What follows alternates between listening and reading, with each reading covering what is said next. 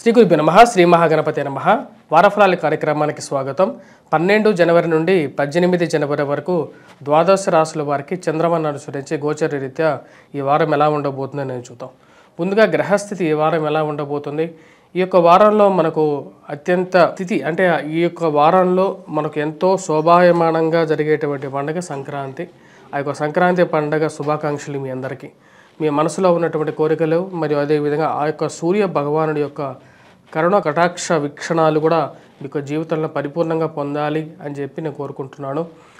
సంక్రాంతి అంటేనే సూర్యుడి యొక్క గమనాన్ని నిర్దేశించేది. అంటే ఉత్తరాయణ కాలంలోకి ఎప్పుడైతే మకరంలోకి సంక్రమణం జరిగితే అప్పుడు ఉత్తరాయణ పుణ్యకాలం అనేది మొదలవుతుంది. రవి యొక్క మార్పు అనేది ఈ యొక్క రాబోతున్నటువంటి ఈ యొక్క వారంలో ఇటువంటి ద్వాదశ రాశుల వారిలో ఎటువంటి ఫలితాన్ని మార్చబోతున్నది అనేది మనం చూద్దాం. ముందుగా వచ్చేటప్పటికి గ్రహస్థితి చూద్దాం. గ్రహస్థితి మనం గమనించినట్లయితే శని కుంభంలో కొనసాగుతున్నాడు, శుక్రుడితో కలిసి రాహువు మీనంలో, కేతువు కన్యలో కొనసాగుతున్నాడు. గురువు మనం చూసినట్లయితే వృషభంలో కొనసాగుతున్నాడు. మరియు అదేవిధంగా మిగతా గ్రహస్థితి రవి బుధుడు యొక్క కలయిక 14వ తారీఖు జరగబోతుంది. అది జరుగుతున్నది మకరంలో జరుగుతున్నది. ఇటువంటి గ్రహస్థితి రాబోతున్నటువంటి వారం రోజుల పాటు ఎలా ఉండబోతుంది అనేది చూద్దాం. వృశ్చిక రాశి వారికి ఈ వారం సానుకూలమైనటువంటి ఫలితాలు గోచరిస్తూ ఉన్నాయి.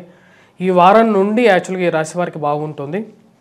దానికి కారణం రవి యొక్క సంచారం 14వ తారీఖున మార్పు జరుగుతున్నది అన్నమాట. 14వ తారీఖు ముందు వరకు ధనస్థానంలో ఉన్నటువంటి రవి తృతీయంలోకి మారినప్పుడు వృత్తిపరంగా వ్యాపారపరంగా సానుకూలంగా ఉంటుంది. ఖర్చు విషయంలో మొదటి 14వ తారీఖు వరకు కూడా కొంచెం ఎక్కువగా ఖర్చు ఉన్నప్పటికీ ఇరుగు పొరుగు సఖ్యత విషయంలో కొన్ని జాగ్రత్తలు అనేవి తీసుకోవాలి. 14వ తారీఖు వరకు ఖర్చు పెట్టే ప్రతి రూపాయలను కొన్ని జాగ్రత్తలు తీసుకోవాలి. ఎదుటి వారితో మాట్లాడేటప్పుడు మీ వర్షన్ మీరు మాట్లాడడం అనేది కరెక్టే, కానీ వారి యొక్క వర్షన్ కూడా వినటం అనేది కూడా ఒక ముఖ్యం.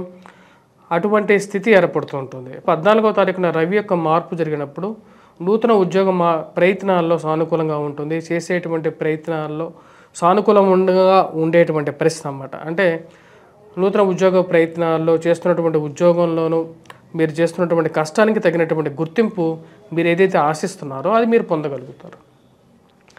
ట్రాన్స్ఫర్స్ రిలేటెడ్ ఇష్యూస్, విదేశాన ప్రయత్న సంబంధితమైన విషయాల్లో సానుకూలంగా ఉండే విధంగా ఉంటుంది.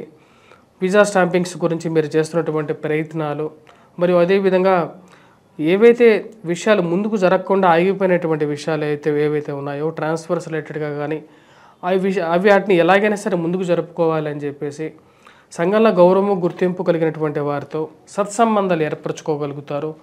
వాటితో ఒక మంచి ఉన్నతమైనటువంటి స్థాయిలో ఉన్నటువంటి వారితో పరిచయాలు మీకు రాబోతున్నటువంటి రోజుల్లో ఉపయోగపడతాయని చెప్పి మీరు పూర్తిగా నమ్మగలుగుతారు. దాని తగిన విధంగానే వచ్చేటప్పటికీ గ్రహస్థితి కూడా దానికి అనుకూలిస్తుంది.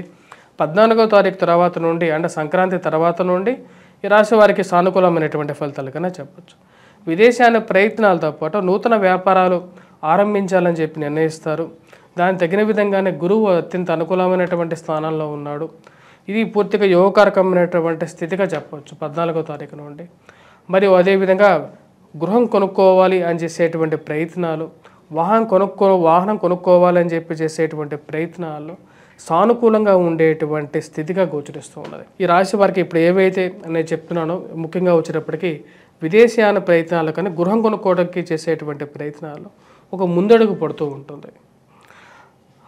దానికి తగిన విధంగానే ప్రయత్నాలకి మీరు ప్రయత్నం చేయటం, ఒక మంచి సానుకూలమైనటువంటి గృహాన్ని పొందడం అనేది ఒక మంచి సానుకూలమైనటువంటి స్థితిగా చెప్పవచ్చు. అదేవిధంగా ఈ రాశి వారికి విద్యా సంబంధితమైన విషయాల్లో విద్యార్థులకి సానుకూలంగా ఉంటుంది.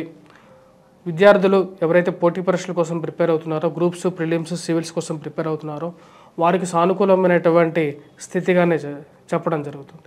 ఈ రాశి వారికి అనుకూలమైనటువంటి స్థితిలో ఉన్నటువంటి రవి, గురువు మరియు అదేవిధంగా శుక్రుడు పూర్తి అనుకూలమైనటువంటి ఫలితాలు ఇవ్వగలుగుతున్నారు.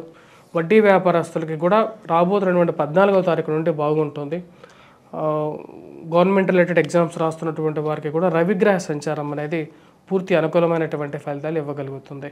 ఈ రాశి వారు ఎటువంటి పరిహారాలు చేసుకోవాలి అనేది చూద్దాం. 14వ తారీఖు నుంచి రవి అనుకూలమైనటువంటి స్థితిలో అత్యధికమైనటువంటి బిందువులతో మంచి స్థితిలోకి రాబోతున్నాడు. ఇప్పుడు రవికి ముఖ్యంగా వచ్చేటప్పటికి సూర్యనారాయణ స్వామికి ఎర్రటి పూలతో పూజ చేసినప్పుడు, అది అర్ఘ్యాన్ని సమర్పించినప్పుడు సంక్రాంతి నిజమైన సంక్రాంతిగా ఉంటుంది.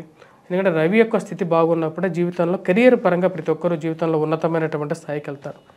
రాజకీయంగా మీరు ఎదగడానికి చేస్తున్నటువంటి ప్రయత్నాల్లో కూడా రవి ఉపయోగపడుతూ ఉంటాడన్నమాట.